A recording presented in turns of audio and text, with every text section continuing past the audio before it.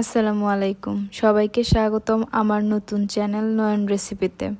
আজকে আমি আপনাদেরকে তৈরি করে দেখাবো ক্যারামেল এগ পুডিং। চেষ্টা করছি A to Z সম্পূর্ণ ডিটেলস এবং টিপস সহকারে একটা পারফেক্ট রেসিপি শেয়ার করতে।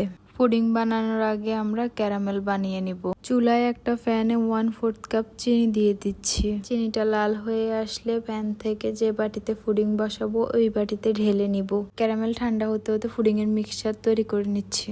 3টি ডিম দিয়ে পুডিং বানানোর জন্য বড় সাইজের একটা বাটিতে ডিমগুলো ভেঙে নিচ্ছি। এখন ডিমগুলোকে ভালোভাবে ফেটিয়ে নিব। এখন দিচ্ছি 1 টেবিল স্পুন কনডেন্স মিল্ক যাতে পুডিংটা ঠিক হয়। এরপর ভালোভাবে নেড়ে নিব। এরপর হাফ কেজি দুধ অ্যাড করে নিব। হাফ চা চামচ ভ্যানিলা এসেন্স অ্যাড করব। এখন সবগুলো উপকরণ মিক্স করে নিব। এখন উপকরণগুলো ভালোভাবে ছেঁকে পুডিং এর বাটিতে ঢেলে নিচ্ছি।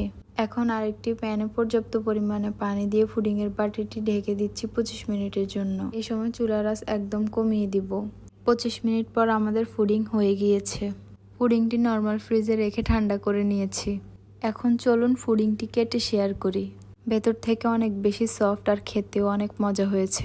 যারা নতুন নতুন পুডিং শিখছেন তারা চাইলে 3টি ডিম দিয়ে ঝটপট বানিয়ে ফেলতে পারেন। আশা করি আমার ভিডিওটি ভালো লাগলে চ্যানেলটি সাবস্ক্রাইব করে পাশে থাকবেন। সবাই ভালো থাকবেন। আল্লাহ হাফেজ।